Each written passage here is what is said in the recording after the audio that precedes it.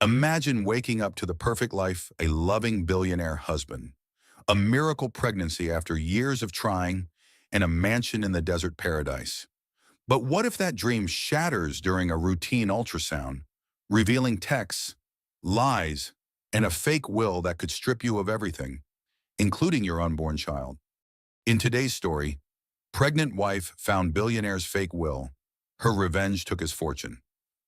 Follow Sarah Wellington as she uncovers her husband's affair, a Ponzi scheme, systematic poisoning, and an international trafficking ring. From heartbroken housewife to fierce warrior mother, Sarah's journey of betrayal, survival, and ultimate revenge will have you gasping at every twist. Will she protect her baby from those who want to sell it? Can she dismantle an empire of lies before it's too late? Stick around to the end. You won't believe how it unfolds. Sarah Wellington smoothed her flowing maternity dress as she settled into the waiting room chair, her hand instinctively resting on her 7-month belly. At 38, this pregnancy felt like a miracle after years of trying.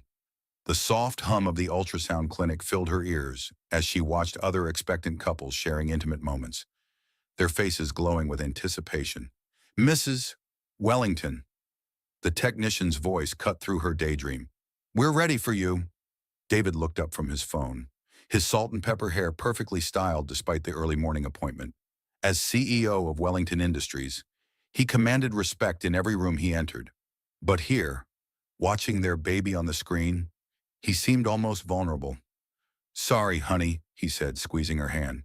"Just some urgent business emails." Sarah smiled, understanding as always. Building a tech empire required sacrifice, and she had learned to accept the constant interruptions that came with being married to a billionaire. After 15 years of marriage, she had mastered the art of patience. The ultrasound room was dimly lit, creating an intimate atmosphere as Sarah lay back on the examination table. The cool gel spread across her rounded belly made her shiver slightly, but David's warm hand in hers provided comfort. This was their moment, their baby's first real introduction to the world. "Let's see how baby Wellington is doing," Dr. Martinez said with a gentle smile, positioning the ultrasound wand. The screen flickered to life, revealing the fuzzy outline of their child. Sarah's breath caught in her throat. After months of feeling kicks and movements, seeing her baby on screen never failed to overwhelm her with emotion. The tiny fingers, the perfect profile, the steady rhythm of a healthy heartbeat. It was everything she had dreamed of during those long years of fertility treatments and disappointments. "Everything looks perfect," Dr. Martinez announced. "Baby is measuring right on schedule, and the heartbeat is strong and steady." Tears of joy streamed down Sarah's cheeks as she squeezed David's hand. This was what she had sacrificed her marketing career for. What made all those lonely evenings while he worked late worthwhile? They were finally going to be a real family. David's phone buzzed insistently against the examination table. Once, twice, 3 times. Sarah noticed his jaw tighten, his attention shifting from the screen to the device. The fourth buzz made him pull his hand away from hers. "I'm sorry, I need to take this," he muttered, already reaching for his phone. Dr. Martinez paused the examination, her expression showing slight annoyance. "Mr. Wellington, we're at a crucial part of the scan. Your baby is showing us their face for the first time." But David was already standing, his phone pressed to his ear. "This is David. No, I told you to handle that personally." His voice carried the authority that had built his empire. But in this moment, it felt cold and distant. Sarah watched her husband step out of the room, leaving her alone with the technician and the image of their child frozen on the screen. The magic of the moment dissolved, replaced by a familiar ache of being second priority to his business empire. "I'm sure he'll be right back," Dr. Martinez said kindly, but Sarah could see the disappointment in her eyes too. Outside the room, David's voice carried through the thin walls. "Amanda, I told you to handle the quarterly reports yourself. This is not the time for—" "Yes, I understand it's urgent, but—" Amanda. Sarah knew that name well. David's personal assistant, brilliant and ambitious, always seemed to need his attention at the most inconvenient times. She was young, probably around 28, with the kind of sharp efficiency that reminded Sarah of herself in her corporate days. "Can you print me a few extra copies of the ultrasound pictures?" Sarah asked, trying to refocus on the joy of the moment. "I want to send them to my mother in Phoenix."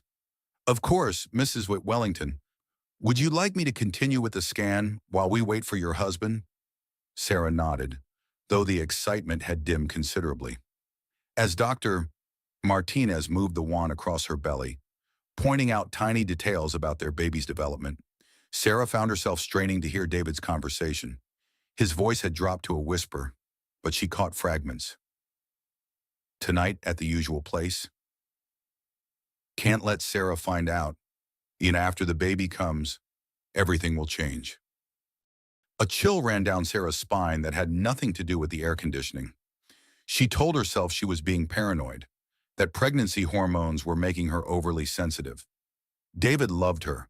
They were having a baby together. Whatever he was discussing with Amanda was just business. But as the minutes ticked by and David remained in the hallway, Sarah's mind began to wander to places she had tried to avoid. The late nights at the office had become more frequent lately. The mysterious text messages he would quickly hide when she entered the room. The way he seemed distant even when they were together. "Your husband seems to be handling some important business," Dr. Martinez said diplomatically. "Should we continue without him?" Sarah nodded, though her heart was no longer in the appointment. The baby on the screen was beautiful. Perfect. Everything she had hoped for. But the father of that baby was becoming a stranger to her, pulled away by forces she couldn't understand or compete with. When David finally returned, his face was flushed and his hair slightly disheveled. "Sorry about that," he said, not quite meeting her eyes. "Crisis at the office." "You missed seeing the baby's face," Sarah said quietly. "I'm sure there will be other opportunities," he replied, already checking his phone again. Dr.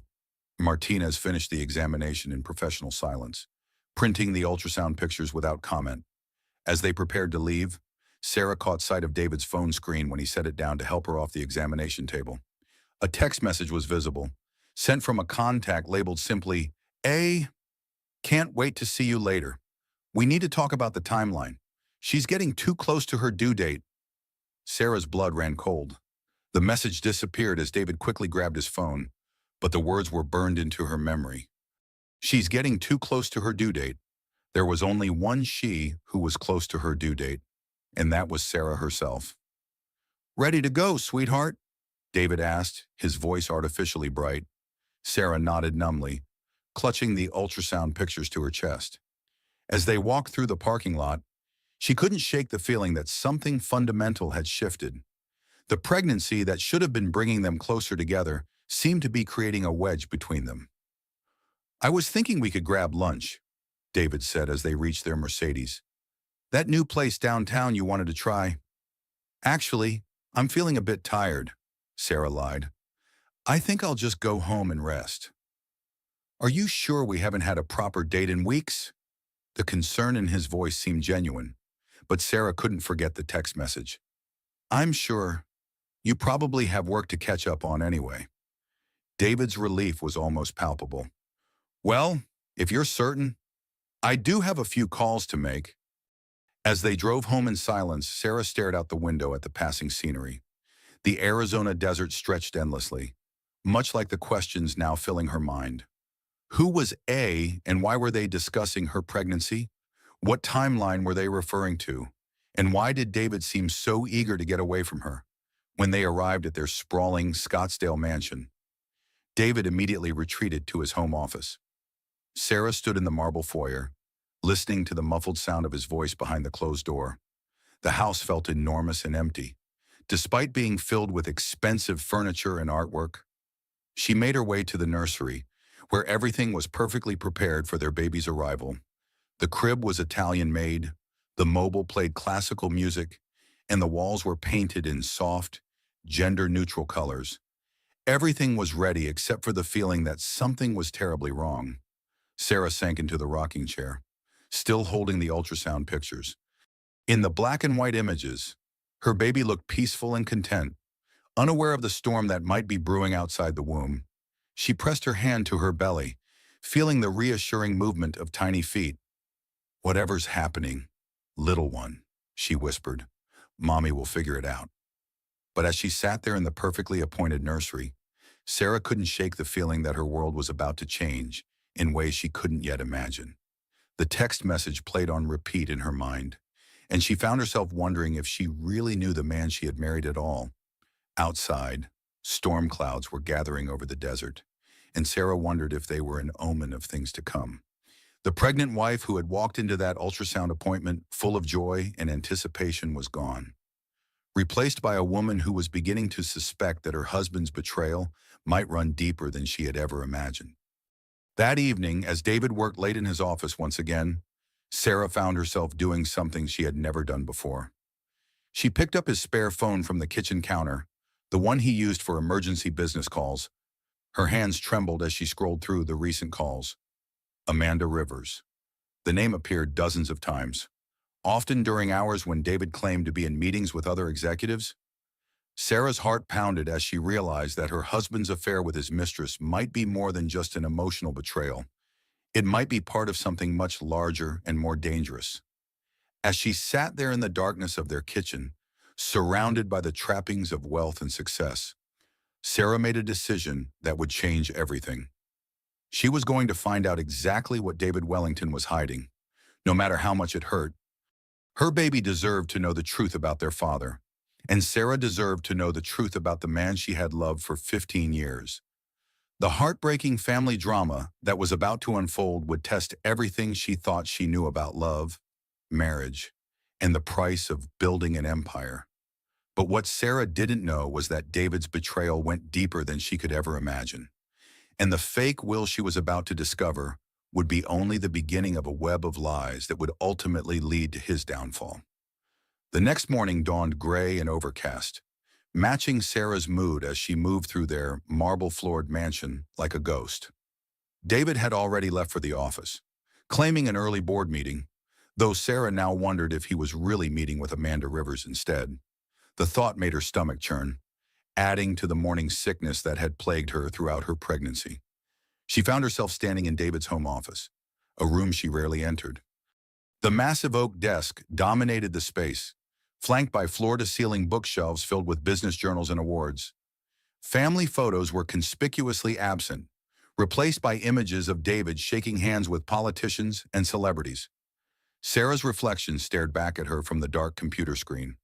At 38, she was still beautiful, but pregnancy had softened her features and added curves to her once athletic frame. She wondered if David saw her the same way, or if he now preferred the younger, more ambitious Amanda. Her phone buzzed with a text from David. "Working late again tonight. Don't wait up. Love you. Love you."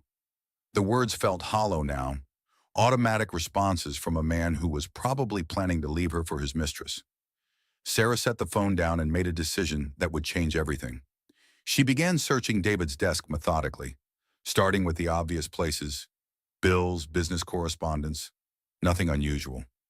But as she moved toward the massive bookshelf, she noticed something odd. One section of books looked different from the others, as if they had been recently disturbed.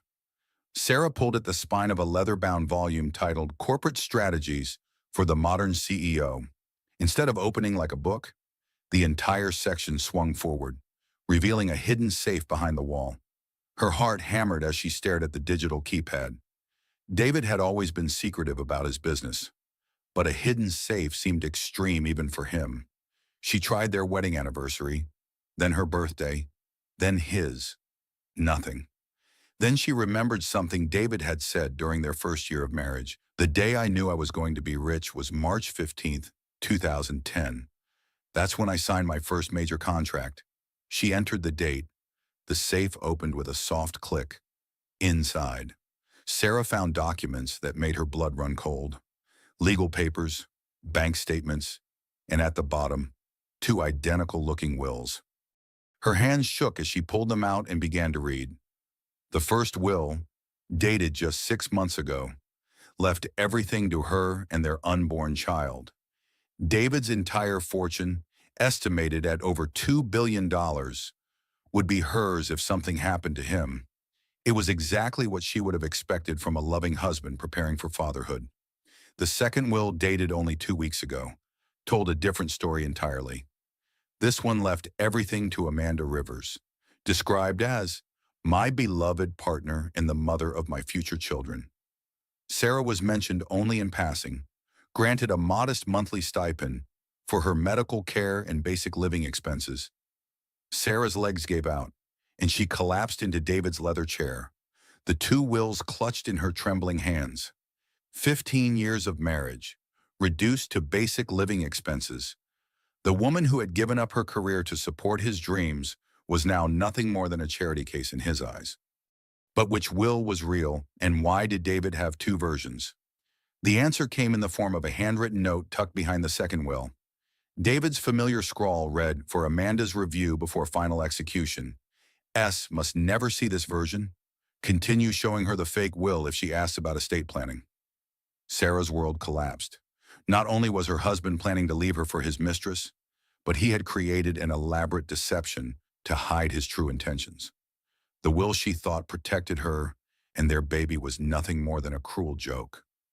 She stumbled from the office toward the nursery, the walls seeming to close in around her. The beautiful room that had filled her with such joy now felt like a mausoleum. Her baby would grow up without a father, and she would be left with nothing but a monthly allowance from the man who had promised to love her forever. Sarah sank into the rocking chair, surrounded by stuffed animals and baby clothes, and began to cry. Not the gentle tears of pregnancy hormones, but deep, wrenching sobs that seemed to come from the very core of her being. She had been such a fool, believing in fairy tales and happily ever after. Her phone rang, startling her from her grief. Elena Martinez, her best friend since college, appeared on the screen. Elena was a successful divorce attorney who had warned Sarah about giving up her career, but had ultimately supported her decision to become a full-time wife and mother. "Sarah, are you all right? You sound terrible." "Elena, I need you to come over. Now, I think David is having an affair." "I'll be right there." 30 minutes later, Elena sat across from Sarah in the living room, her dark eyes flashing with anger as she examined the two wills. At 42, Elena was still single by choice, having seen too many women destroyed by unfaithful husbands to trust easily. She had built her career on helping women like Sarah reclaim their lives after betrayal. This is worse than an affair. Sarah, this is systematic fraud. He's been planning this for months, maybe years. But why keep me around at all? Why not just divorce me? Elena's expression darkened. Because divorce would mean splitting assets. This way, he gets to keep everything and make you dependent on his charity. It's a classic narcissist move. Sarah felt a fresh wave of nausea. What am I going to do? I have no money of my own. No career. I'm 7 months pregnant with nowhere to go. You're going to fight back, Elena said firmly. But first, we need to document everything. How did you find these wills? Sarah explained about the hidden safe, and Elena's eyes lit up. He doesn't know you found them. That gives us an advantage. We can gather evidence while he thinks he's still in control. As if summoned by their conversation, the front door opened and David's voice echoed through the house. "Sarah, I'm home early. I thought we could have dinner together." Sarah and Elena exchanged panicked glances. Elena quickly gathered the wills and stuffed them into her purse. "Act natural," she whispered. "Don't let him know what you've discovered." David appeared in the doorway, his expensive suit impeccable as always. His eyes moved between Sarah and Elena with barely concealed suspicion. "Elena, I didn't know you were here." "Just a friendly visit," Elena replied smoothly. "Sarah was feeling a bit lonely, so I thought I'd stop by." "How thoughtful." David's smile didn't reach his eyes. "I was hoping Sarah and I could have some time alone. We need to discuss some important matters." Sarah's heart began to race. Did he know about the safe? Had she left some evidence of her discovery? "Of course," Elena said, standing. I should get going anyway. Sarah, call me later about that book club meeting. Book club meeting? They both knew it was code for an emergency consultation. Elena squeezed Sarah's shoulder as she passed, a gesture of solidarity that somehow made Sarah feel less alone. After Elena left, David settled beside Sarah on the couch, his demeanor shifting to one of practiced charm. You look beautiful today, sweetheart. Pregnancy suits you. The compliment that once would have made her glow now felt like manipulation. Thank you, she managed. I've been thinking about us a lot lately, David continued, taking her hand. About our future together. About the baby. I know I've been distracted with work, but I want you to know that you and our child are the most important things in my life. Sarah stared at him, amazed by his ability to lie so smoothly. Are you sure about that, David? His eyes flickered with something that might have been guilt. Of course I'm sure. Why would you ask that? You've been working so late, taking so many calls. Sometimes I feel like I'm living with a stranger. David's grip on her hand tightened. Building an empire requires sacrifice. Sarah, you've always understood that. But once the baby comes, I'll slow down. I promise. More lies. Sarah wondered how many promises he had made to Amanda Rivers. How many times he had looked that young woman in the eye and sworn his devotion. The thought made her sick. I've been thinking about our estate planning, Sarah said carefully. About what would happen to our child if something happened to you. David's body went rigid. What do you mean? Well, we should have a will, shouldn't we? Something to protect our baby's future? I've already taken care of all that, David said quickly. You don't need to worry about legal matters. That's my job. But shouldn't I know what's in it? I am your wife. Of course you are. David stood abruptly, pacing to the window. And as my wife, you should trust me to handle these things. The will is standard stuff. Everything goes to you and the baby. Nothing you need to concern yourself with. Sarah felt a flash of anger at his patronizing tone. I'm not some helpless child. David, I have a master's degree in business. I can understand legal documents. I know you can, he said, but his voice suggested otherwise. I just don't want you stressed during the pregnancy. Once the baby comes, we can go over everything together. Once the baby comes, by then, she would be even more vulnerable, more dependent on him. Sarah realized that David's plan was to wait until she was completely helpless before revealing his true intentions. I think I'll go rest, she said, standing carefully. Good idea. You look tired. Sarah made her way upstairs, feeling David's eyes on her back. In their bedroom, she closed the door and immediately called Elena. He's lying to my face, Sarah whispered. He promised to show me the will after the baby comes, but we both know which version he plans to show me. We need to move fast, Elena said. I'm going to have a forensic accountant look at these documents. And Sarah, I think you should consider the possibility that this goes deeper than just an affair. What do you mean men like David don't just betray their wives? They betray everyone. If he's lying to you about the will, what else is he lying about? His business practices, his financial statements? His entire empire might be built on deception. Sarah thought about the text message she had seen the day before, about timelines and secrecy. Elena, I think you might be right. I'm going to put together a team. We're going to find out everything about David Wellington's business practices, his relationship with Amanda Rivers, and his real financial situation. But Sarah, you need to be prepared for what we might find. I'm tired of being lied to, Sarah said, her hand resting on her belly. My baby deserves better than a father who's a fraud. After she hung up, Sarah lay in bed staring at the ceiling. The house felt different now, like a beautiful prison designed to keep her compliant and ignorant. But she was no longer the naive woman who had discovered those wills. She was a mother preparing to fight for her child's future, and she would not be underestimated. Downstairs, she could hear David on the phone, his voice carrying up through the ventilation system. Yes, Amanda, I handled it. She doesn't suspect anything. No, we stick to the original timeline. After the baby comes, we'll have more leverage. Sarah's hands clenched into fists. She had married a man who was planning to use their child as leverage against her. The midlife betrayal story that was unfolding was worse than anything she could have imagined. But she was no longer the helpless victim David expected her to be. As she drifted off to sleep, Sarah's last thought was of her baby, growing safely inside her despite the storm raging outside. She would protect that innocent life, no matter what it cost her. David Wellington had no idea what he had awakened in his pregnant wife, but he was about to find out. The heartbreaking family drama was just beginning, and Sarah was determined to write the ending herself. The confrontation came sooner than Sarah expected. 3 days after discovering the wills, she was folding baby clothes in the nursery when the doorbell rang. David was at the office, or so he claimed, and they weren't expecting visitors. Sarah made her way downstairs, her 7-month belly making each step deliberate and careful.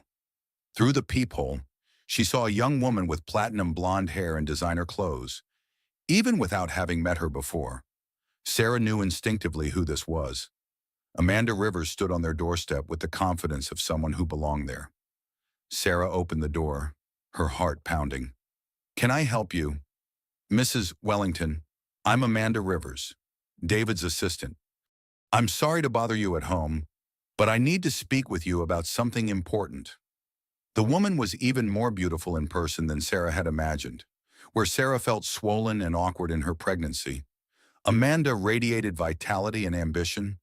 Her suit was perfectly tailored, her makeup flawless, her smile sharp as a blade. "David isn't home," Sarah said, keeping her voice steady. "Actually, I came to see you." Amanda's eyes glittered with something that might have been amusement. "May I come in?" Every instinct told Sarah to slam the door, but curiosity won. She wanted to see what the woman who was destroying her marriage had to say for herself. Amanda walked into the foyer with the easy confidence of someone who had been there before. She admired the artwork, the marble floors, the sweeping staircase. "You have a lovely home," she said. "David has excellent taste." "What do you want?" Sarah asked bluntly. "I think we need to have an honest conversation about your husband," Amanda replied, settling onto the leather sofa without invitation. "About his feelings, his plans, and his future." Sarah remained standing, using her height advantage to maintain some semblance of control. "I don't know what you're talking about." "Oh, I think you do." Amanda opened her purse and pulled out a folder. "I know you found the wills. Sarah, David told me about the safe." Sarah's blood ran cold. "I don't know what you mean. Please, let's not play games. You're an intelligent woman, and I respect that. You deserve to know the truth about your marriage, about what David really thinks of you." Amanda opened the folder and spread photographs across the coffee table. Sarah's knees nearly buckled as she recognized David in various compromising positions with different women.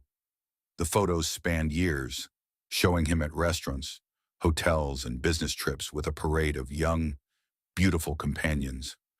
"He's been cheating on you for most of your marriage," Amanda said matter-of-factly. "I'm just the latest in a long line of women who've shared his bed while you played house." Sarah sank into a chair, her hand instinctively protecting her belly. "Why are you showing me this?"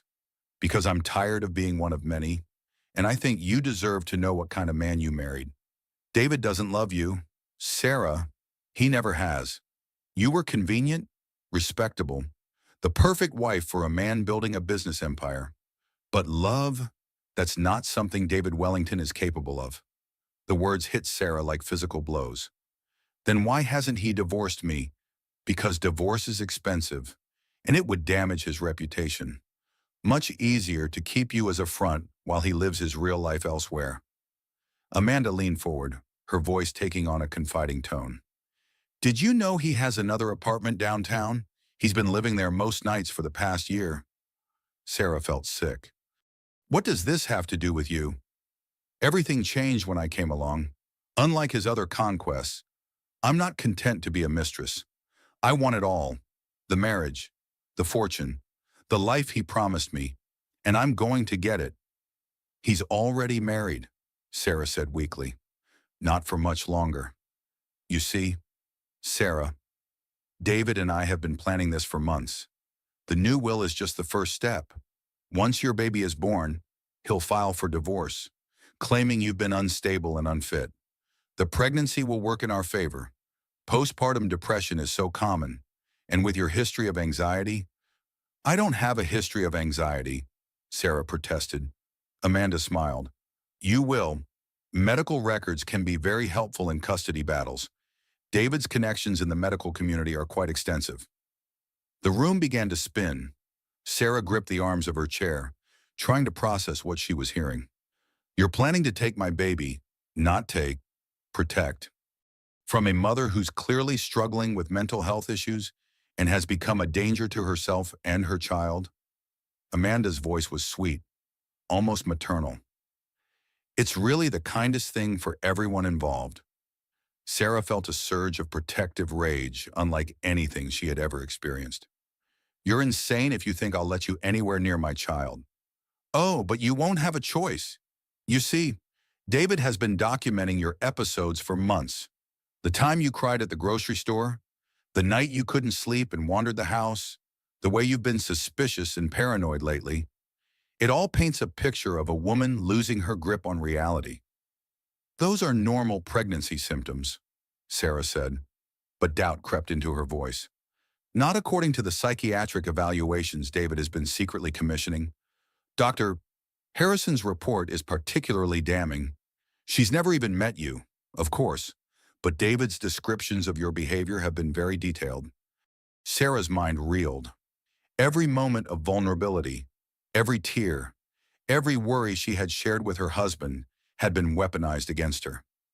David wouldn't do that. Wouldn't he? Let me ask you something. Sarah, have you been feeling tired lately, more than usual for pregnancy? Maybe some nausea that seems worse than morning sickness? The question sent ice through Sarah's veins. What are you saying? I'm saying that David has been very careful to document your declining health, and I've been very careful to help that decline along. Amanda's smile was pure malice. Those prenatal vitamins you've been taking, they're not exactly what they appear to be. Sarah thought about the vitamins David brought her every morning, his insistence that she take them religiously, the way she had been feeling increasingly weak and confused, the dizzy spells she had attributed to pregnancy. You've been poisoning me, Sarah whispered. Such a dramatic word. I prefer to think of it as helping you become the unstable woman David needs you to be for the custody hearing. Nothing that will hurt the baby. Of course, we need the child healthy, but a mother who's clearly unfit, that's another matter entirely. Sarah stood unsteadily, her mind racing. I'll tell everyone what you've done. Will you, and who's going to believe you? The pregnant woman who's been acting erratically for months? Or the successful businessman and his devoted assistant who only want what's best for the child? As if summoned by their conversation, the sound of David's car pulling into the driveway filled the air. Amanda quickly gathered her photographs and returned them to the folder. He's early, she said with satisfaction. Perfect timing. The front door opened, and David's voice called out. Sarah, are you home? In here, darling, Amanda called back, her voice taking on a professional tone. David appeared in the doorway, his face cycling through surprise, concern, and something that might have been guilt. Amanda, what are you doing here? I was just delivering those documents you needed, Amanda said smoothly. And having a lovely chat with your wife about the baby preparations? David's eyes moved between the two women, clearly trying to read the situation. Sarah, are you all right? You look pale. I'm fine, Sarah managed, though she was anything but fine. Actually, I'm a bit concerned, Amanda interjected. Sarah seems confused about some things. She was asking me about business matters that I don't think she should be worrying about in her condition. David's attention sharpened. What kind of business matters? Oh, nothing important. Just some questions about estate planning and wills. I told her those weren't things she needed to stress about right now. Sarah saw the flash of panic in David's eyes before he covered it with concern. Amanda's right. Honey, you should be focusing on the baby, not worrying about legal matters. I think I'll go rest, Sarah said, needing to escape before she said something that would expose how much she knew. Good idea, David said, kissing her forehead. You've been working too hard on the nursery preparations. As Sarah made her way upstairs, she heard David and Amanda whispering in the living room. The sound of their voices, intimate and conspiratorial, made her stomach turn. She had been living with a stranger who had been systematically destroying her life while she slept beside him each night. In her bedroom, Sarah immediately called Elena. You need to come over now and bring someone who can test these vitamins. What's happened? David's mistress just paid me a visit. Elena, they've been poisoning me. They're planning to take my baby and claim I'm mentally unstable. Elena's voice turned deadly serious. Don't take any more vitamins. Don't eat or drink anything David gives you. I'm calling Dr. Chen right now to get you an emergency appointment. Dr. Chen, a psychiatrist who specializes in documenting psychological abuse. If David is building a case against your mental health, we need to build a stronger case showing that you're the victim of systematic psychological warfare. After hanging up, Sarah sat in her bedroom listening to the sounds of her husband and his mistress planning her destruction. The woman who had entered this house as a trusting wife was gone, replaced by someone harder and more determined. She thought about the baby growing inside her, innocent and depending on her for protection. David and Amanda had made a critical error in underestimating her love for her child. They thought they were dealing with a helpless, dependent housewife, but they had awakened something far more dangerous. Sarah Wellington was about to become a force they had never anticipated, and their perfect plan was about to crumble around them. The pregnant wife, betrayed by her husband's affair with his mistress, was ready to fight back with everything she had. As she prepared for war, Sarah's only regret was that she had trusted David for so long. But that trust was gone now, replaced by a determination to protect her child and reclaim her life. The heartbreaking family drama that had begun with a simple ultrasound appointment was about to become a battle for everything that mattered. Downstairs, David and Amanda continued their planning, unaware that their victim was no longer the naive woman they thought they could manipulate. Sarah was about to show them exactly what a mother's love could accomplish when everything she held dear was threatened. Dr. Patricia Chen's office was a sanctuary of calm in the chaos that Sarah's life had become. The psychiatrist, a woman in her 50s with kind eyes and an air of quiet authority, specialized in cases of psychological abuse and manipulation. Elena had arranged the emergency appointment, claiming it was crucial for documenting Sarah's actual mental state before David's smear campaign could take hold. Tell me about your marriage, Doctor, Chen said, her voice gentle but probing. When did you first notice changes in David's behavior? Sarah sat in the comfortable chair, her hands resting on her 8-month belly. The baby had been active all morning, as if sensing the tension in her mother's body. I think it started about 2 years ago, but I didn't recognize it at the time. He became more controlling, more dismissive of my opinions. He would make me feel like I was overreacting when I questioned things. Can you give me specific examples? He would hide his phone, claim I was being paranoid when I asked about work calls. When I suggested returning to my marketing career, he made me feel guilty for wanting to abandon our family. He convinced me that my role was to support him and prepare for motherhood. Dr. Chen took notes, her expression growing more serious. What about your physical health? Have you experienced any unusual symptoms? Sarah explained about the vitamins, the increasing fatigue, the confusion that had been getting worse over the past few months. Dr. Chen immediately arranged for blood and hair samples to be tested for toxins. Sarah, what you're describing sounds like a systematic campaign of psychological and potentially physical abuse. The fact that your husband has been documenting your reactions to his abuse as evidence of mental instability is particularly concerning. But I've been emotional, confused. Maybe I am unstable. You're pregnant and being systematically poisoned and psychologically manipulated. Your reactions are completely normal under the circumstances. Dr. Chen leaned forward.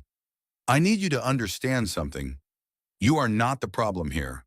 Your husband is engaging in a form of abuse called gaslighting, designed to make you question your own sanity. Meanwhile, across town, Elena was conducting her own investigation with the help of Marcus Rivera, a forensic accountant who specialized in complex financial fraud cases. They had spent the morning poring over David's business records, and what they found was staggering. Wellington Industries is a house of cards, Marcus explained, spreading financial documents across Elena's conference table. David has been using new investor money to pay returns to earlier investors. It's a classic Ponzi scheme. Elena studied the papers, her legal mind racing. How long has this been going on? At least 5 years, maybe longer. The company reported $2 billion in assets, but the actual liquid assets are less than $50 million. The rest is inflated valuations, fake contracts, and offshore accounts that may or may not exist. So when David leaves everything to Amanda in his will, he's leaving her nothing but debts and criminal liability. The FBI has been investigating Wellington Industries for 6 months. They're building a case for securities fraud, money laundering, and tax evasion. Elena's phone rang. Sarah's name appeared on the screen. How did it go with Dr. Chen? She believes me about the abuse, and she's having my blood tested for toxins. But Elena, I need to tell you something. This morning, David announced that he's taking me to Cabo for a baby moon. He says it's a last romantic getaway before the baby comes. Don't go, Elena said immediately. Sarah, I think David is planning something. Marcus and I just discovered that his entire business empire is built on fraud. The FBI is about to arrest him. What do you mean? Wellington Industries is a Ponzi scheme. David has been stealing from investors for years. When this comes out, he'll lose everything. A wife and child would be liabilities he can't afford. Sarah felt her blood run cold. You think he's planning to kill me? I think he's planning to make you disappear. A tragic accident in Mexico. A grieving widower who inherits everything through the fake will you saw. No messy divorce, no custody battle, no wife who might testify against him. But Amanda said they wanted the baby. Amanda doesn't know about the fraud. She thinks she's inheriting a fortune, not a criminal empire about to collapse. David is playing everyone, including his mistress. That evening, Sarah sat across from David at dinner, studying the man she had married. He was charming as always, describing the resort in Cabo, the sunset dinners they would share, the relaxation she needed before the baby arrived. I've already packed your bags, he said, cutting into his steak. We leave tomorrow morning. Tomorrow, that seems sudden. I know it's last minute, but I managed to clear my schedule. Amanda will handle everything while we're gone. David reached across the table to take her hand. I've been a terrible husband lately, focused too much on work. This trip is my chance to make it up to you. Sarah felt sick. His touch, once comforting, now felt like a trap closing around her. I'm not sure I should be traveling this late in my pregnancy. Dr. Martinez cleared you for travel up to 36 weeks, and you're only 32 weeks along. Besides, the resort has excellent medical facilities if needed. Medical facilities? Sarah wondered if David had researched how to make a pregnancy complication look like a natural tragedy. I'd rather stay home. I have a doctor's appointment next week. David's grip on her hand tightened. Sarah, I've gone to a lot of trouble to arrange this trip. The least you can do is appreciate the gesture. There it was, the subtle manipulation that had controlled her for years. Make her feel guilty for not being grateful enough, for not appreciating his efforts. But now she recognized it for what it was. Of course, she said, forcing a smile. I'm just tired. The ocean air will do you good. And who knows, maybe the baby will decide to arrive early, and we'll have a beautiful birth story to tell. Sarah's blood turned to ice. A premature birth in Mexico. Complications that could be blamed on the stress of travel. A tragic loss that would leave David free to start over with Amanda. The plan was becoming clear. After dinner, David retreated to his office for urgent business calls. Sarah immediately contacted Elena. "He's planning to kill me in Mexico," she whispered. "He talked about the baby coming early, about the medical facilities. Elena, I think he's going to induce labor and let me die from complications. We're calling the police." "With what evidence? Everything we have is circumstantial. David's too smart to leave obvious proof." Elena was quiet for a moment. "Then we need to catch him in the act. Sarah, I have an idea, but it's dangerous. I'll do whatever it takes to protect my baby. Go on the trip, but you won't be alone. I'll arrange for surveillance, for backup. If David tries anything, we'll have proof. You want me to use myself as bait. I want you to be the strong, intelligent woman I know you are. David underestimated you once. Let's make sure he doesn't get the chance to do it again." That night, Sarah lay in bed listening to David's breathing beside her. The man who had once been her anchor now felt like a stranger, someone capable of horrors she couldn't have imagined. She thought about the ultrasound appointment that had started this nightmare. How different her life had been just a few weeks ago, but she was different now too. The naive housewife who had trusted blindly was gone, replaced by a woman who understood that sometimes the greatest threats came from those closest to you. The midlife betrayal story that had begun with a simple affair had evolved into something far more sinister. As her baby moved restlessly inside her, Sarah made a silent promise. She would protect this innocent life, no matter what it cost her. David Wellington had made the mistake of underestimating a mother's love, and that mistake would be his downfall. The next morning, Sarah packed carefully, including the emergency phone Elena had given her and the pepper spray disguised as perfume. She was walking into a trap, but she was no longer the helpless victim David expected. As they drove to the airport, David chatted about the resort, the relaxation they both needed, the fresh start this trip would represent. Sarah smiled and nodded, playing the role of the trusting wife one last time, but inside she was preparing for war. The pregnant wife who had discovered her husband's affair was about to become something far more dangerous, a woman with nothing left to lose and everything to protect. The heartbreaking family drama that had begun in a doctor's office was about to reach its climax in the paradise of Cabo, where David Wellington would learn that he had gravely underestimated the woman he had betrayed.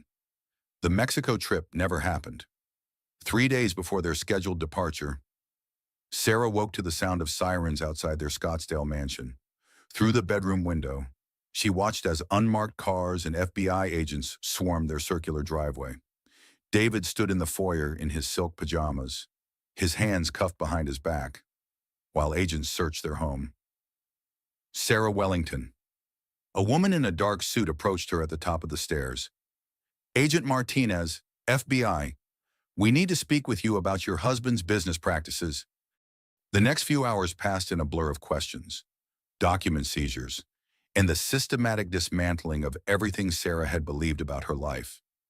David was charged with securities fraud, money laundering, and operating a Ponzi scheme that had defrauded investors of over $800 million. "Mrs.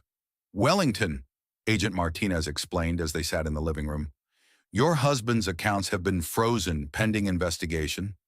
This house, the cars, all assets are subject to seizure." Sarah's hands trembled as she processed the information. "What about my baby? I'm due in 4 weeks. We understand this is difficult, but you may want to contact family or friends. You'll likely need alternative living arrangements."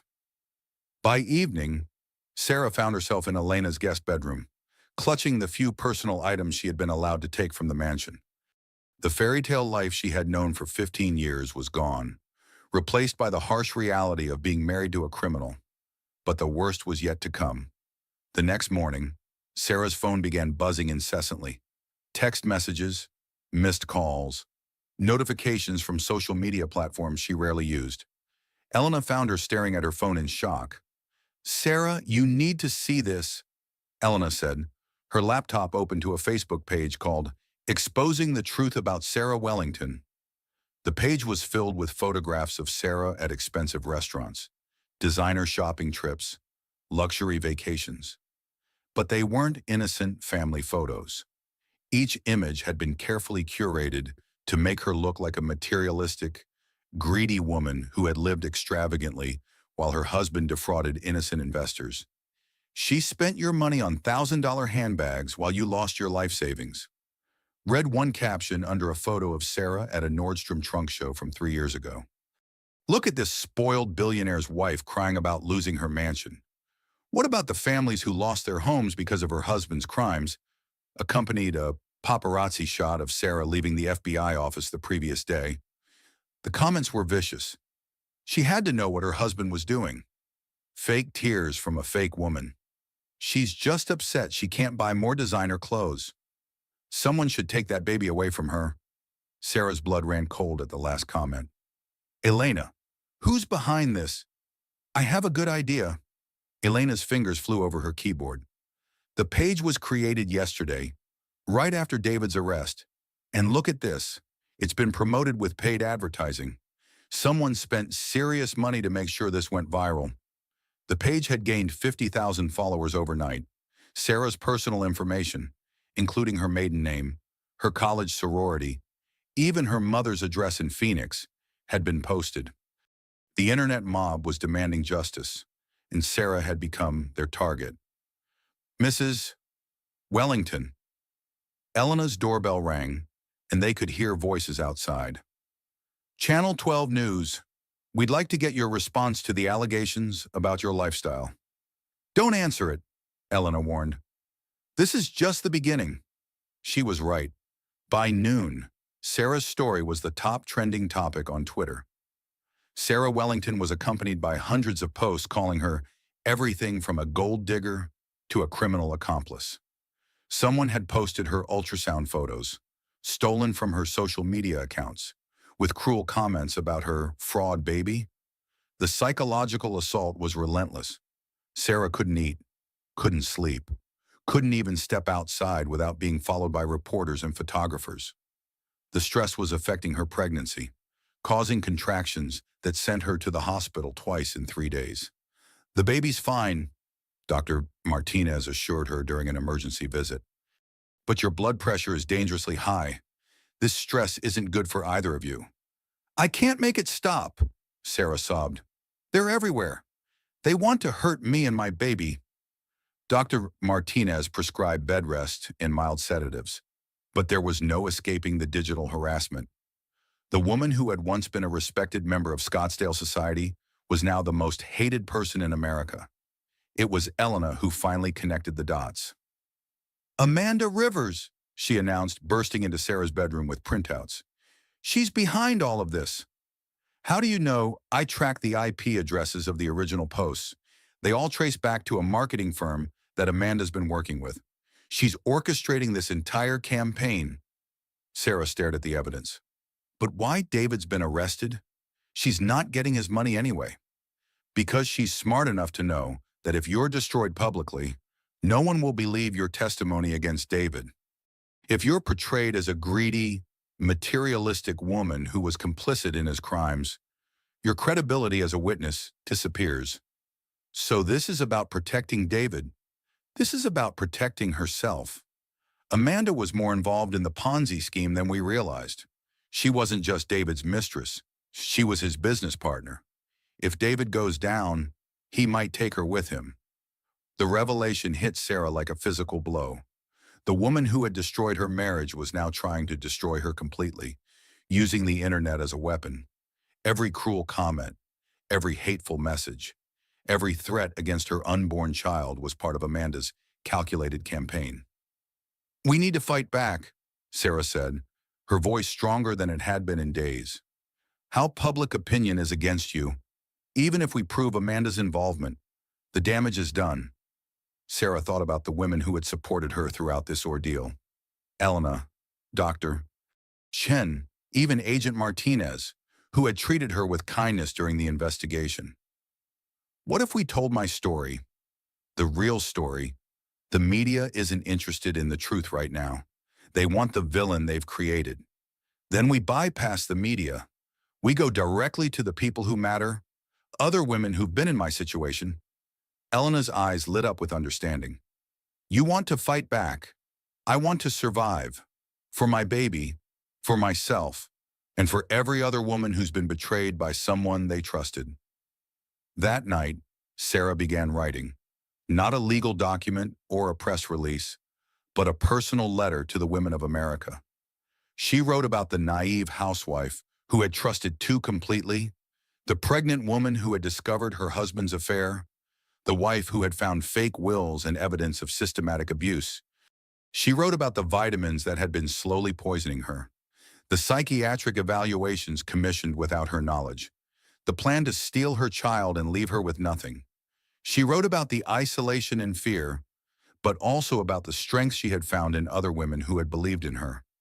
Elena helped her create a simple website, Sarah's Story, where the truth could be told without the filter of traditional media. They posted the letter along with copies of the fake wills, the evidence of poisoning, and Dr. Chen's evaluation documenting the psychological abuse. The response was immediate and overwhelming. Women from across the country began sharing their own stories of betrayal, manipulation, and survival. The hashtag changed from Donor Sarah Wellington to We Stand with Sarah, and suddenly Sarah wasn't alone anymore. "Look at this," Elena said, showing Sarah her laptop. "You've got support from domestic violence organizations, women's shelters, even some celebrities who've been through similar situations." Sarah read through the messages, tears streaming down her face. These weren't tears of despair, but of recognition. She had found her tribe, women who understood that survival sometimes meant fighting back against impossible odds. "Amanda made one mistake," Sarah said, her hand resting on her belly. "She assumed I was weak because I was a housewife. She thought she could destroy me because I didn't have a career or my own money. But, but she forgot that I'm not alone, and she forgot that a mother will do anything to protect her child." As Sarah prepared for the legal battle ahead, she realized that the woman who had been betrayed by her husband's affair with his mistress was gone. In her place was someone harder, wiser, and infinitely more dangerous to those who had underestimated her. The heartbreaking family drama that had begun with a simple ultrasound appointment had evolved into something larger, a story of female empowerment and the strength that comes from refusing to be destroyed by those who would use love as a weapon. Amanda Rivers had wanted to make Sarah disappear. Instead, she had created a force that would ultimately be her own downfall. The pregnant wife who had discovered her husband's betrayal was about to become something far more powerful, a woman who had learned to fight back. 8.5 months pregnant, Sarah had transformed from a frightened housewife into a woman with a mission. The spare bedroom in Elena's house had become her war room, filled with documents, legal pads, and multiple computers running searches on David's business associates. The baby kicked constantly now, as if responding to her mother's increased energy and determination. "I've found something," Sarah announced as Elena walked in with coffee. "David's partnership with Blackstone International isn't what it appears to be." Elena studied the documents Sarah had printed. Blackstone International. I've heard that name before. Weren't they investigated for money laundering? That's just the beginning. Look at this. Sarah pulled up a news article on her laptop. Viktor Kozlov, the CEO of Blackstone, was arrested in Switzerland last month for running illegal arms deals through charity organizations. Arms deals. Gets worse. David wasn't just running a Ponzi scheme. He was using Wellington Industries to launder money for international weapons trafficking. The children's charities he claimed to support. They were front organizations for moving illegal funds. Elena sank into a chair. "Sarah, this is bigger than we thought. We're not just dealing with securities fraud anymore." "I know, and there's more." Sarah pulled up another document. Amanda Rivers isn't just David's mistress and business partner. She's married to Marcus Petrov, Viktor Kozlov's lieutenant. This entire affair was orchestrated to get close to David's operation. The pieces were falling into place, creating a picture more complex and dangerous than either woman had imagined. David hadn't just betrayed his wife, he had betrayed his country, using his tech company as a cover for international criminal activity. "We need to contact Agent Martinez," Elena said. "This information could be crucial to the FBI's investigation." "Not yet. I want to understand the full scope of what we're dealing with. If David is involved with international arms dealers, then Amanda and her husband are more dangerous than we realized. Sarah's phone rang. Dr. Chen's name appeared on the screen. Sarah, I have the results of your blood tests. Can you come in immediately? An hour later, Sarah sat in Dr. Chen's office, staring at the test results that confirmed her worst fears. Arsenic, she said quietly. They were actually poisoning me. The levels were significant, but not immediately life-threatening. However, prolonged exposure could have caused serious complications during delivery. Dr. Chen's expression was grave. Sarah, this wasn't just emotional abuse. This was attempted murder. But why not just kill me outright? Because David needed you alive long enough to give birth. A dead pregnant woman would have drawn too much attention.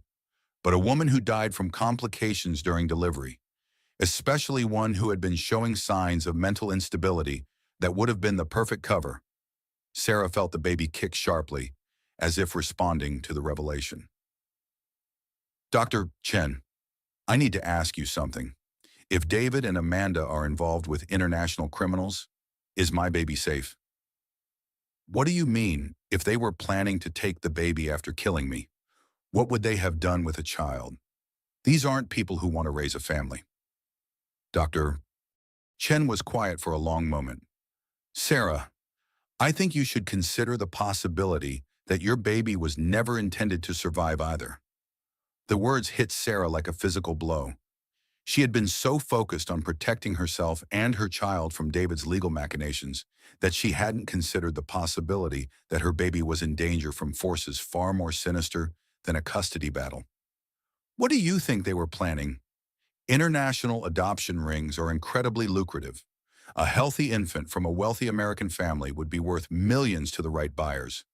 And if both parents were conveniently dead, Sarah's hands instinctively covered her belly. They were planning to sell my baby. I can't prove it, but given what you've told me about their international connections, it's a possibility we should consider. That evening, Sarah sat in Elena's living room, surrounded by evidence of her husband's crimes. The woman who had walked into an ultrasound appointment 2 months ago expecting to see her baby's face was gone, replaced by someone who understood the depths of human evil. Elena, I need to ask you something, and I need you to be completely honest with me. Of course. Do you think I'm strong enough to see this through? To testify against David? To fight Amanda and her husband? To protect my baby from international criminals? Elena studied her friend's face. Sarah, 2 months ago, you were a housewife who had never even changed a tire. Now you're conducting forensic investigations that are impressing FBI agents. You've uncovered connections that experienced investigators missed. You've survived systematic poisoning, public humiliation, and death threats. So yes, I think you're strong enough. But what if I'm not? What if I fail and something happens to my baby? Then you'll have failed fighting, which is more than most people can say. But Sarah, you're not going to fail. You know why? Why? Because you're not fighting alone anymore. You have me, Dr. Chen, Agent Martinez, and thousands of women who believe in you. But more importantly, you have something David and Amanda don't have. What's that? The truth and a mother's love for her child. That's more powerful than all their money and connections combined. Sarah's labor began the next morning, 3 weeks early. As Elena rushed her to the hospital, Sarah couldn't help but think about the conversation with Dr. Chen. Was this natural early labor, or were there still toxins in her system affecting the pregnancy? Elena, call Agent Martinez, Sarah said between contractions. Tell her I'm going into labor. If David or Amanda try anything. I've already called her. There are agents positioned at the hospital. You're safe. But as they reached the hospital, Sarah saw a familiar figure in the parking lot. Amanda Rivers stood beside a black sedan, talking on a phone. When she saw Sarah being wheeled into the emergency entrance, she smiled and waved. She's here, Sarah whispered to Elena. Why is she here? I don't know, but we're not taking any chances. As Sarah was admitted to the maternity ward, she couldn't shake the feeling that Amanda's presence wasn't coincidental. The woman who had orchestrated so much chaos in her life wouldn't miss the opportunity to see her plan through to its conclusion. "Elena, promise me something," Sarah said as another contraction hit. "If something happens to me, make sure my baby is safe. Don't let them take her." "Nothing's going to happen to you. You're going to deliver a healthy baby, and you're going to raise her to be as strong as her mother." But as Sarah's labor progressed, she couldn't shake the feeling that the most dangerous part of her journey was just beginning. The pregnant wife who had discovered her husband's betrayal was about to become a mother, and she was determined to protect her child from the forces that had tried to destroy them both.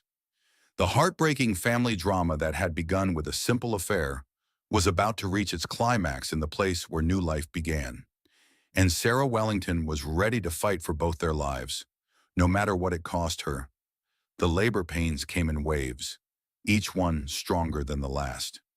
Sarah gripped Elena's hand as another contraction swept through her body, 3 weeks earlier than expected.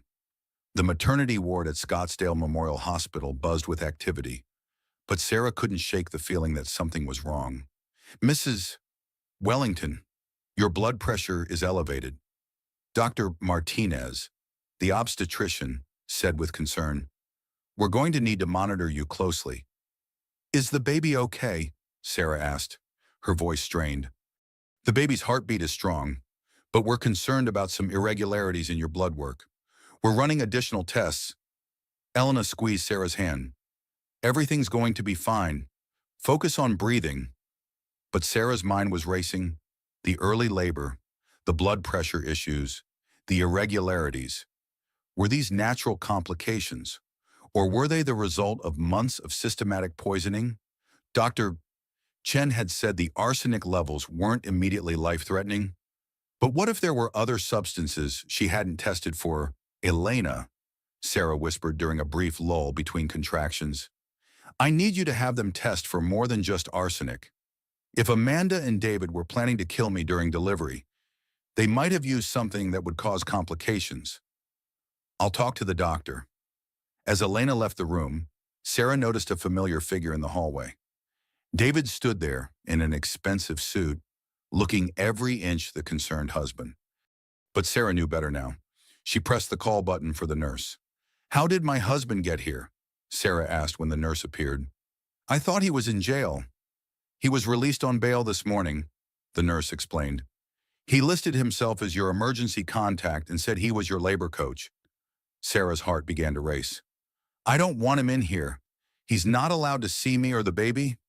"Mrs. M. Wellington, I understand you're upset, but legally, he's still your husband. Unless there's a restraining order." "There will be," Elena said, returning with Agent Martinez close behind. "Agent Martinez, Mr. Wellington is here." "I know, we've been following him since his release. He came straight here after making a stop at a pharmacy." "A pharmacy?" Sarah felt a chill of fear. "What did he buy?" "We're checking on that now. In the meantime, I've posted agents at all entrances to the maternity ward. He won't get near you or your baby." But David's presence changed everything. Sarah knew he hadn't come to the hospital to offer support or witness his child's birth. He was here to finish what he and Amanda had started, the systematic destruction of his wife and child. "Agent Martinez," Sarah said, struggling to speak clearly between contractions. "If something happens to me during delivery, don't let them take my baby. There's something bigger going on here." "What do you mean?" "David and Amanda aren't just running a Ponzi scheme. They're connected to international weapons trafficking. I think they were planning to sell my baby to adoption rings." Agent Martinez's expression grew serious. "Sarah, we need to talk about this when you're not in labor. Can you give me the basics between contractions?"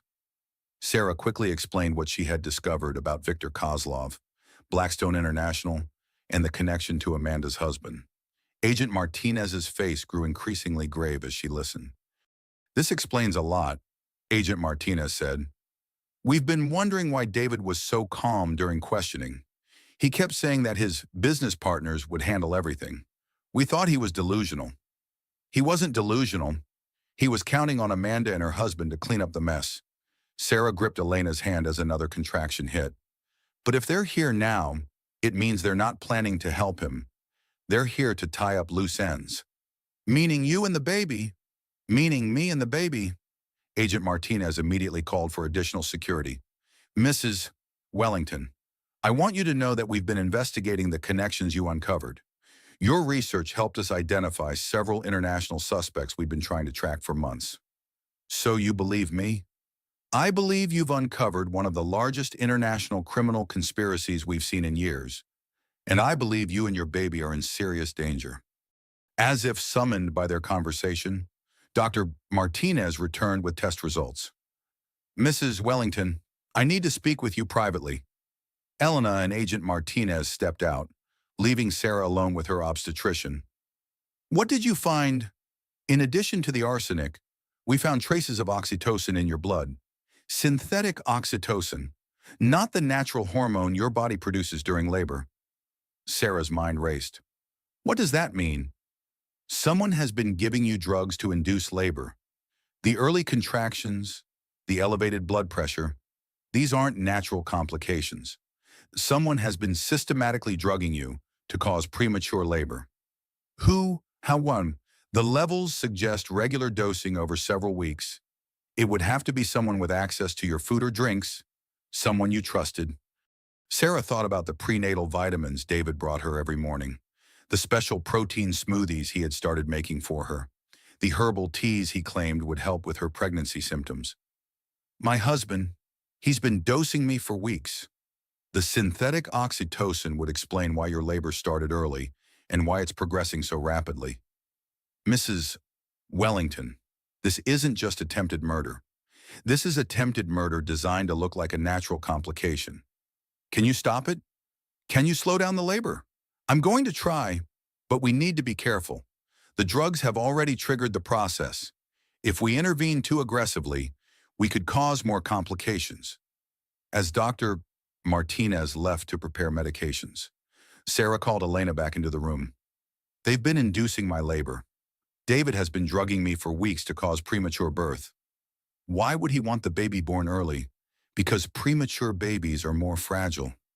Higher chance of complications, higher chance of death during delivery, and if the baby died, there would be no custody issues, no inheritance complications.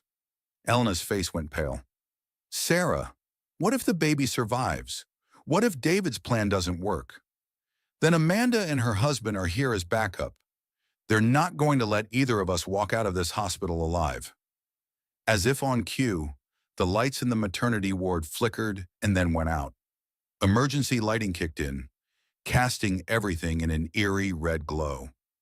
Sarah heard shouting in the hallway, the sound of running feet. Elena, something's happening.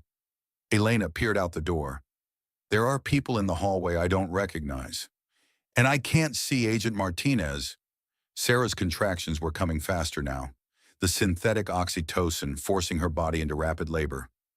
Elena, we need to get out of here. They're making their move. You can't move. You're about to deliver. Then we make our stand here. But Elena, now promise me something. If I don't make it through this, make sure my baby is safe. Don't let them take her. You're going to make it through this, and your baby's going to be fine.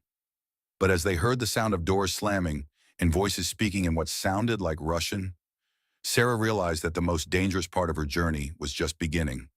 The pregnant wife who had discovered her husband's betrayal was about to face the ultimate test of her strength and determination. The heartbreaking family drama that had begun with a simple affair was about to become a fight for survival in the place where new life was supposed to be welcomed safely into the world. And Sarah Wellington was determined to protect her child, no matter what it cost her. The emergency lighting cast long shadows across the maternity ward as Sarah fought through another contraction.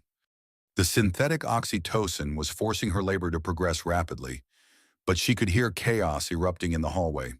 Shouts in Russian, the sound of doors slamming, and an ominous silence where Agent Martinez's voice should have been.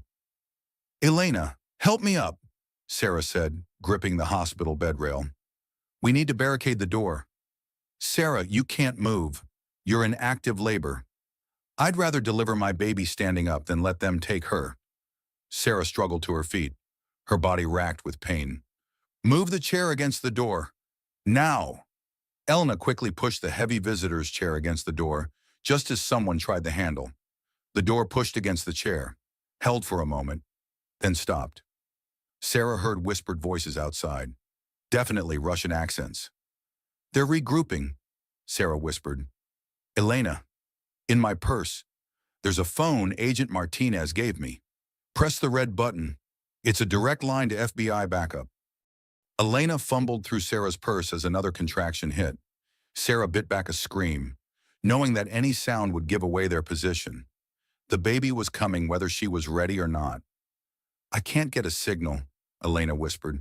I think they're jamming communications. Then we're on our own? Sarah looked around the room for anything that could be used as a weapon. Elena, the fire extinguisher. Can you reach it? What are you planning? I'm planning to protect my baby, whatever it takes.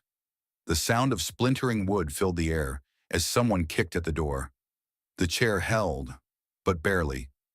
Sarah realized they had minutes, maybe seconds, before the door gave way. Elena, listen to me carefully. When they come through that door, I want you to use the fire extinguisher. Aim for their eyes. I'll be behind the bed. Sarah, you can't fight them while you're in labor. Watch me! The door burst open, sending the chair skittering across the floor. Two men in dark clothing entered, followed by Amanda Rivers. She wore scrubs and a hospital ID badge, having disguised herself as a nurse.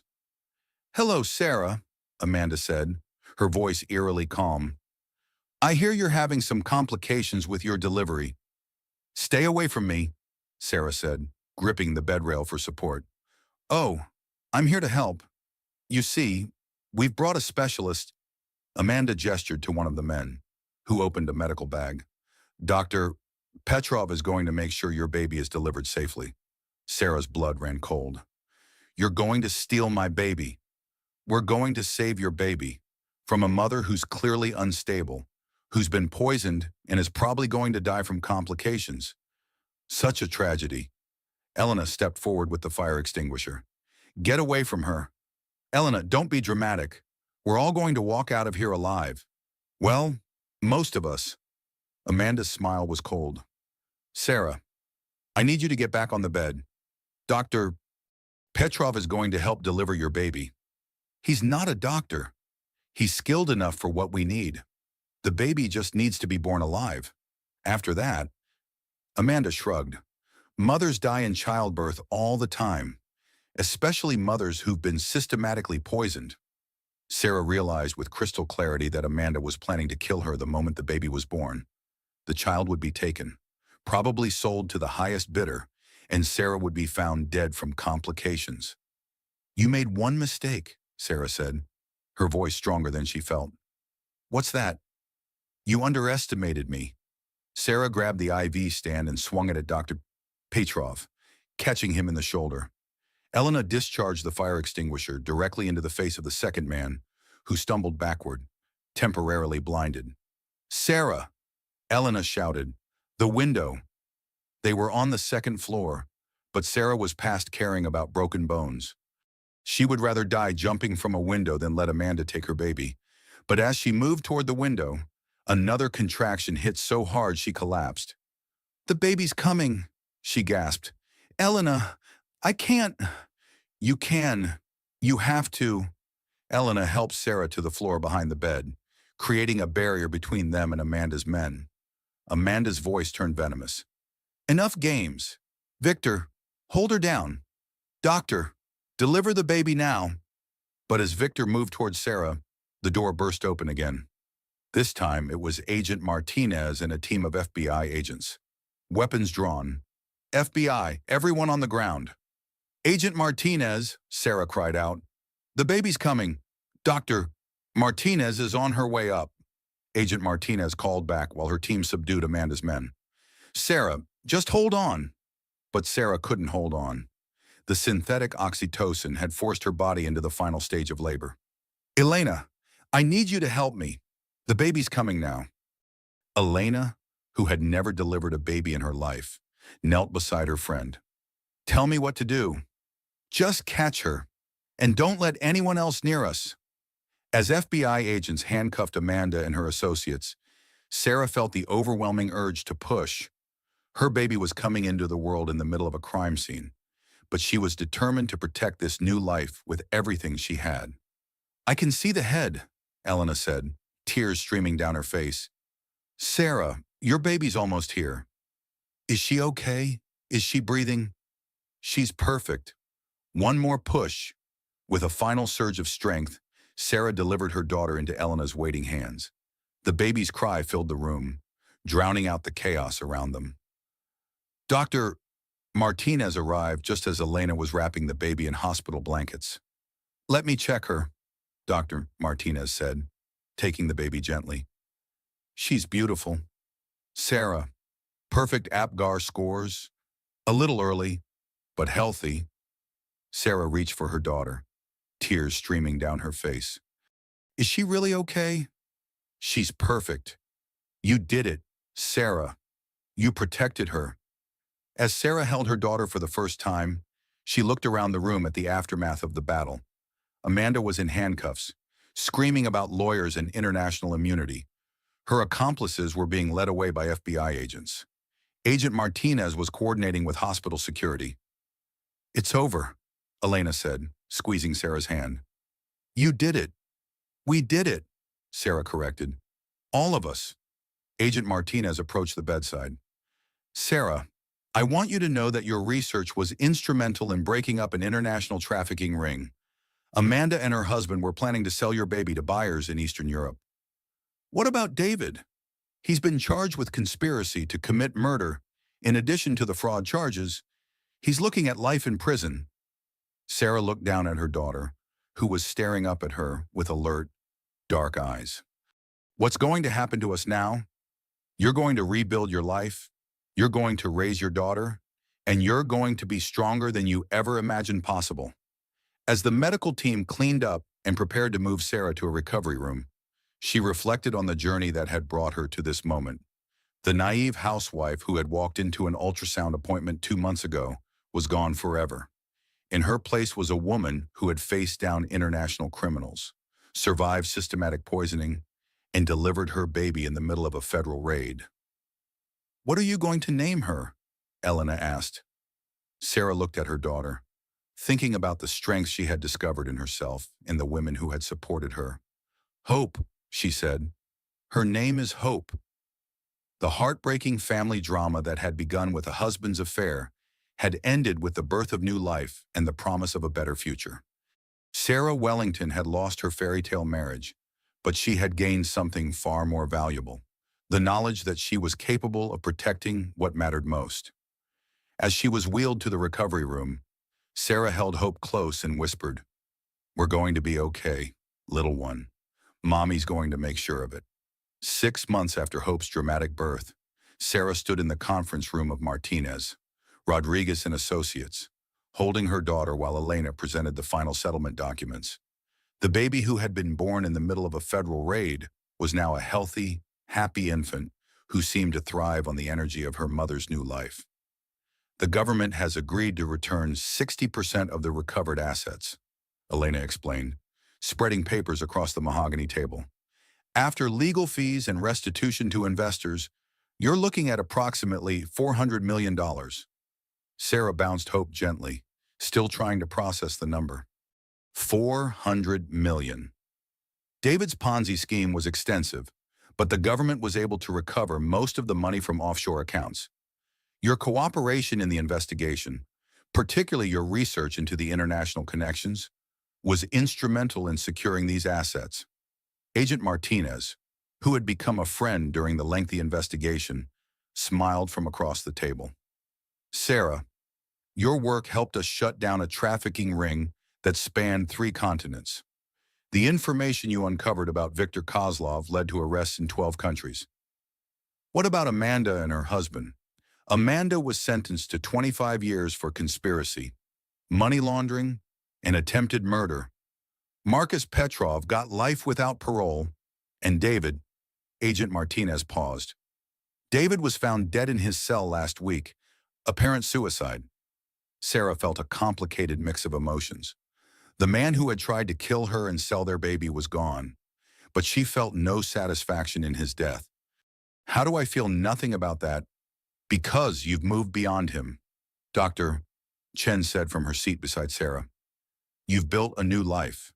His death is just the closing of a chapter that was already finished. It was true.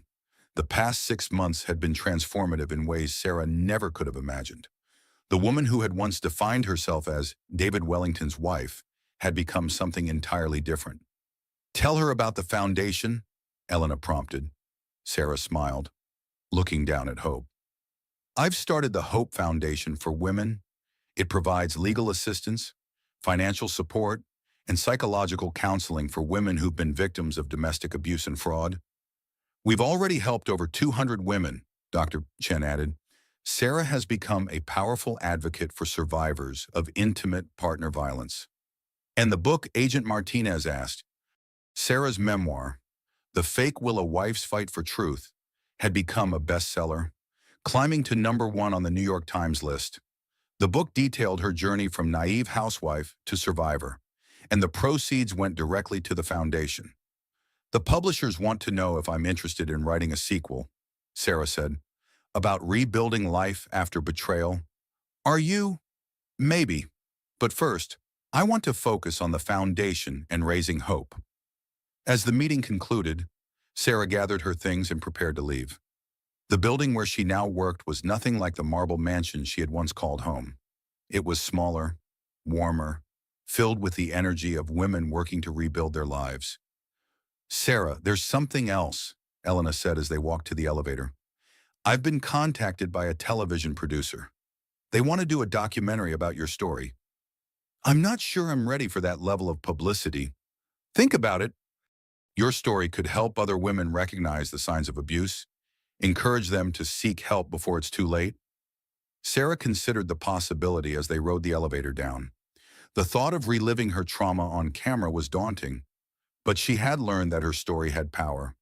In the months since Hope's birth, she had received thousands of letters from women who had recognized their own situations in her experience. Let me think about it, she said finally. That evening, Sarah sat in her modest apartment, nursing Hope while reviewing foundation applications. The space was nothing like the mansion she had once called home, but it was hers. Every piece of furniture, every photograph, every decision had been made by her, for her and her daughter. Her phone rang. The caller ID showed unknown international number. Hello, Sarah Wellington. The voice was female, accented with what sounded like Eastern European inflection. Yes, my name is Natasha Volkov. I believe you knew my brother, Viktor Kozlov. Sarah's blood ran cold. What do you want? I want to meet. There are things about your husband's business that you don't understand, things that could be profitable for both of us. I'm not interested in anything involving your brother or his associates. You should be. David Wellington didn't just steal from American investors. He stole from my family. And there are assets, hidden assets, that neither the FBI nor your lawyers have found. Sarah's mind raced. What kind of assets? The kind that could make you very rich or very dead, depending on how you handle the information. Are you threatening me? I'm offering you a partnership. Meet me tomorrow night. The Phoenician Resort, bar at 9 o'clock. Come alone. The line went dead. Sarah stared at her phone, her heart pounding. Just when she thought her nightmare was over, another chapter was beginning.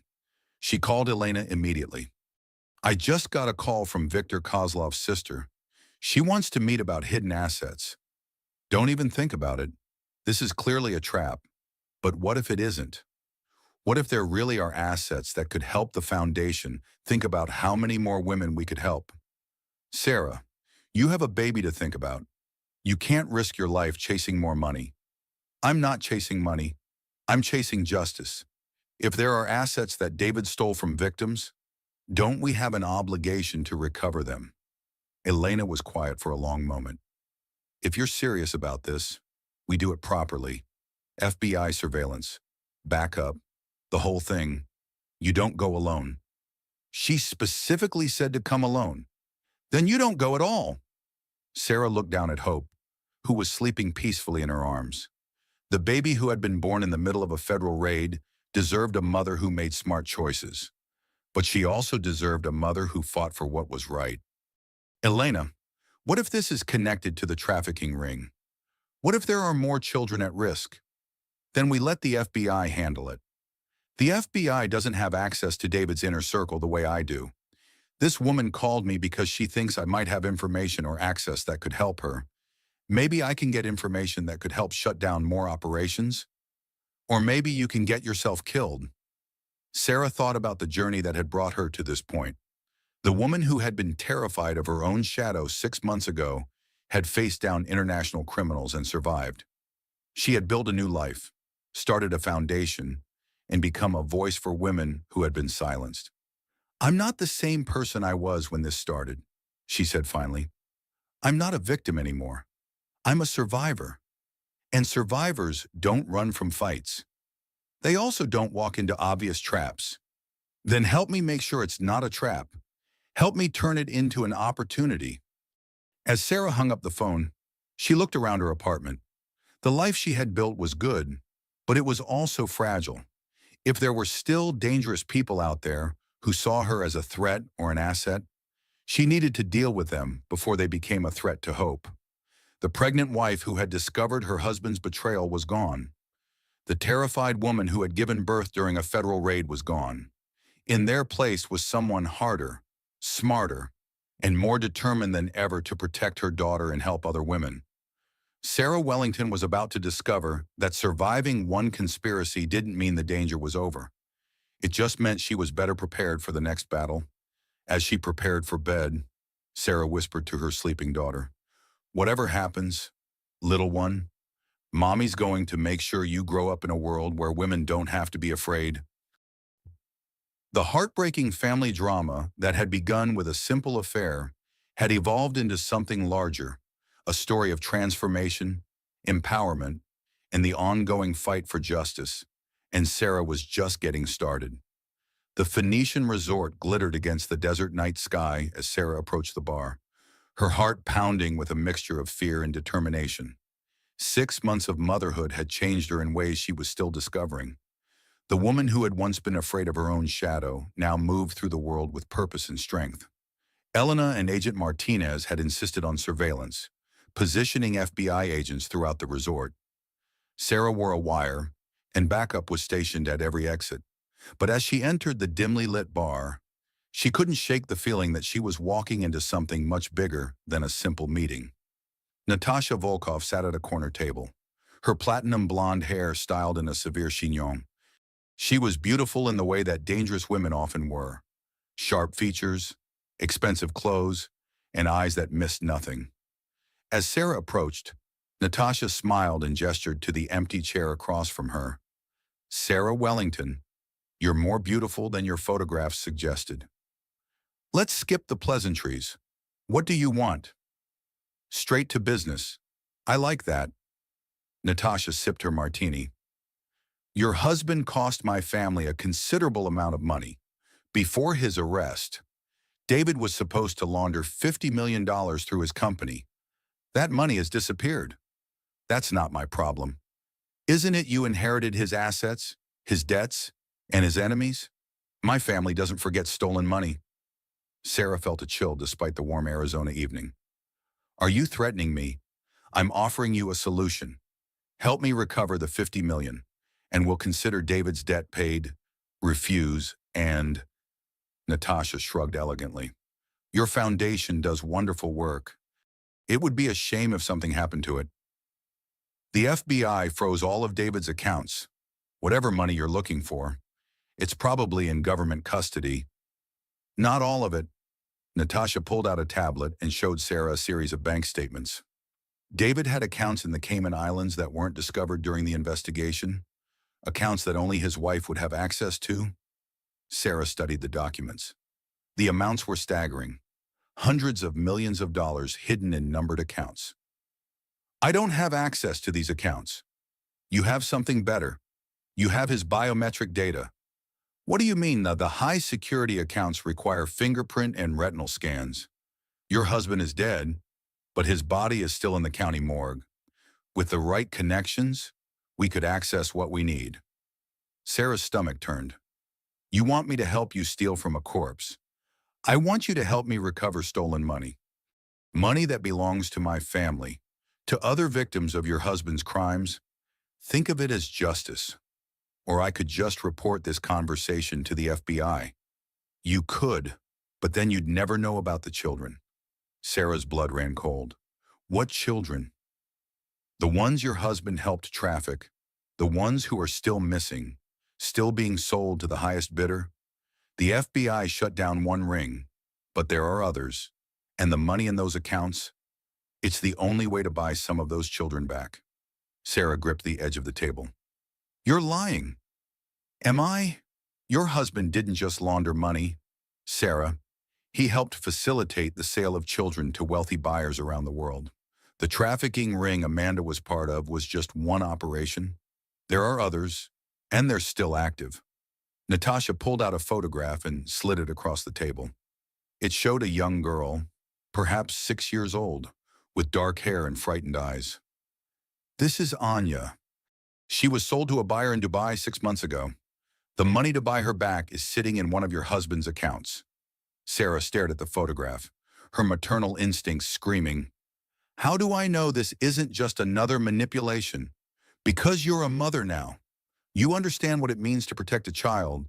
And because deep down, you know that your husband's crimes went deeper than anyone has admitted. The truth hit Sarah like a physical blow.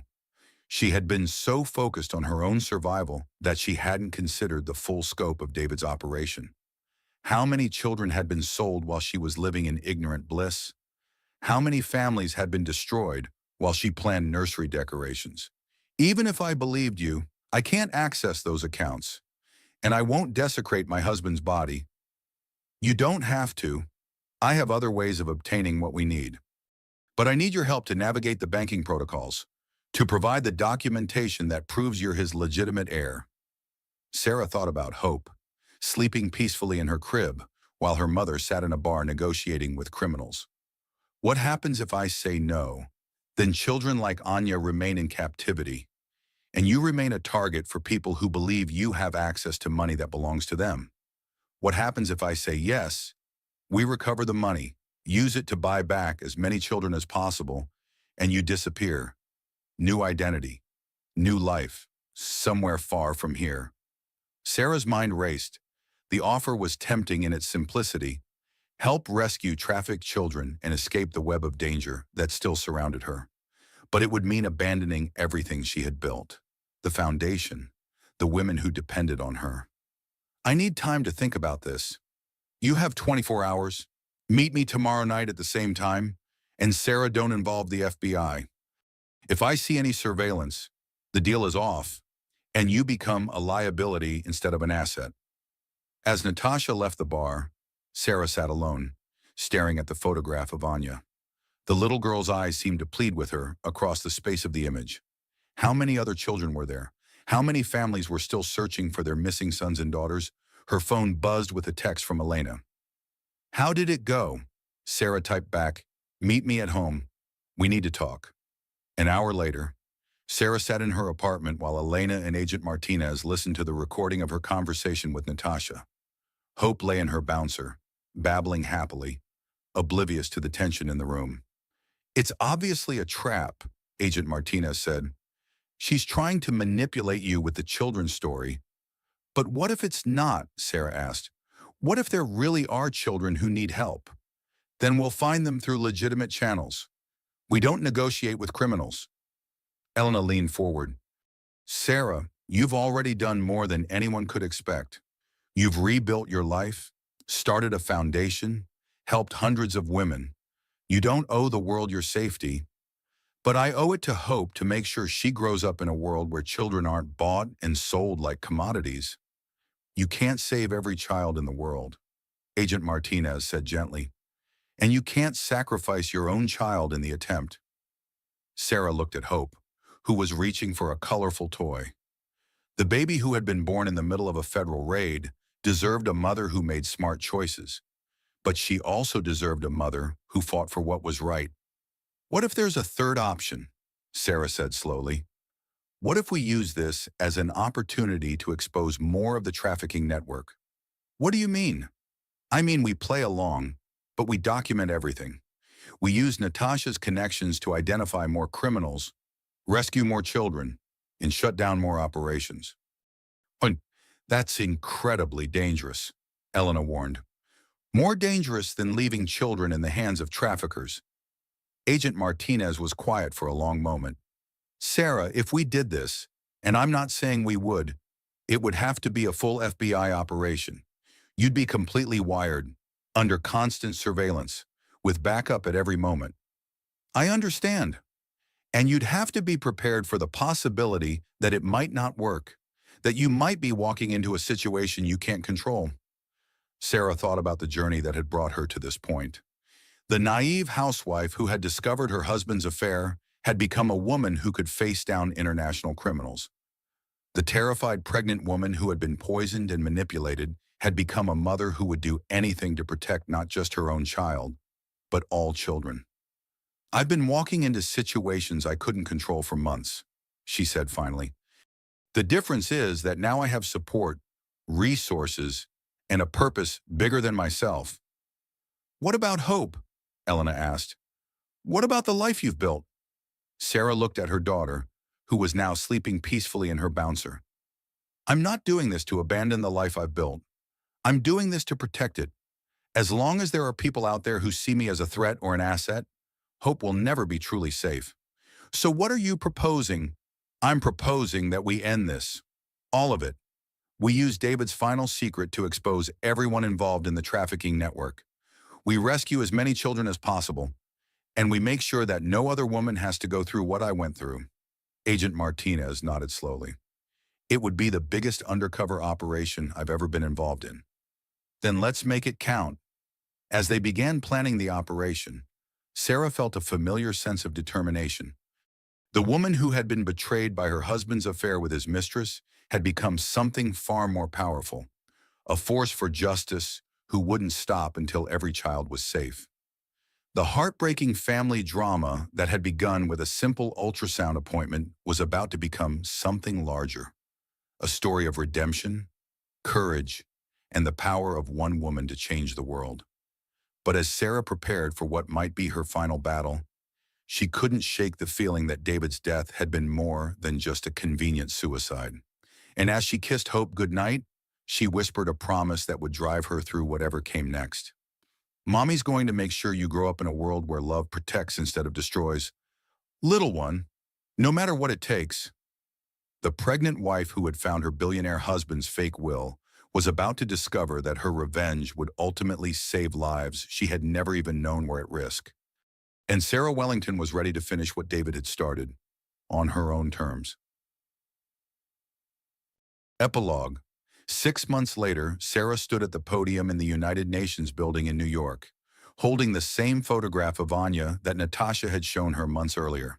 But now, the little girl was smiling, safe in the arms of her parents, one of 47 children rescued during the operation that had dismantled the largest international trafficking ring in history. The Wellington Foundation has now helped recover over 200 missing children, Sarah said to the assembled delegates. But our work isn't finished. As long as there are people willing to buy and sell human beings, there will be families torn apart by this evil. In the audience, Elena smiled proudly while Agent Martinez, now promoted to Director of International Crimes, nodded approvingly. Dr. Chen sat beside them, having become the Foundation's Chief Psychological Officer, helping rescued children and their families heal from trauma. Hope, now 1-year-old, played quietly in a secured childcare area adjacent to the assembly hall. The baby who had been born in the middle of a federal raid was now a healthy, happy toddler who had traveled to 12 countries with her mother as Sarah built a global network of support for trafficking survivors. The fake will that nearly destroyed my life ultimately became the key to saving hundreds of others, Sarah continued. David Wellington's final secret led us to bank accounts that funded rescue operations around the world. Sometimes the greatest evil contains the seeds of its own destruction. As Sarah concluded her speech, she thought about the journey that had brought her to this moment. The naive housewife who had discovered her husband's affair had become an internationally recognized advocate for children's rights.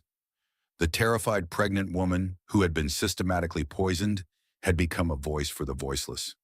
But the story wasn't over. That evening, in her hotel suite, Sarah's phone rang. The caller ID showed unknown international number. "Hello, Sarah Wellington. This is Inspector James Mitchell from Interpol.